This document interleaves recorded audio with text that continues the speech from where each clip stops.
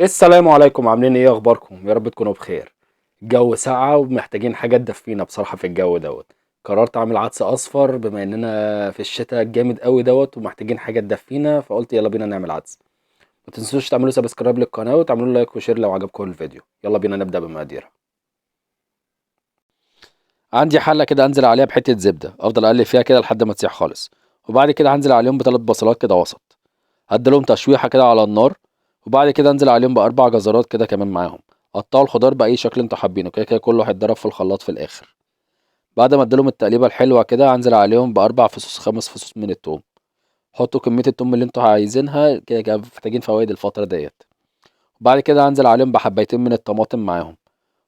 وبعد كده بعد ما اديلهم التقليبه الحلوه كده كمان معاهم هنزل عليهم بنص كيلو من العدس الاصفر. اكون محضر ميه سخنه، انزل عليهم بميه مغليه كده عليهم بحوالي لتر ونص من الميه. لو حسيتوا الميه قلت وهي بتغلي ممكن تزودوا ميه تاني عليها. واسيب كل الكلام دوت يغلي مع بعض واغطيه. وبعد ما غليت اديكوا شايفين الشكل بتاعه، شكله حلو جدا ولونه اصفر كمان من قبل ما يغلي.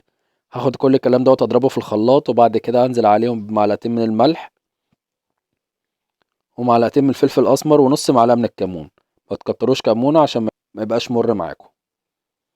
وزي ما انتوا شايفين القوام بتاعه كده حلو جدا، ولا منه تقيل ولا منه خفيف. كده كمان لسه هياخد غلوه، هيبقى متماسك وكويس.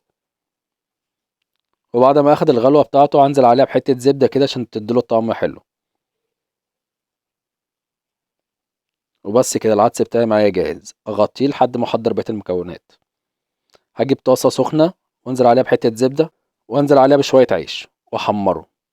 وبس كده احضر الطبق بتاعي، اجيب شويه العدس كده الحلوين دول. عايز اقول لكم كانت ريحته حلوه جدا بصراحه. وهحط شويه العيش وشويه البصل الاخضر معاهم. وبألف هنا عليكم. لو بتتفرجوا لحد هنا احب اقول لكم شكرا. ما تنسوش تعملوا سبسكرايب للقناه وتعملوا لايك وشير لو عجبكم الفيديو.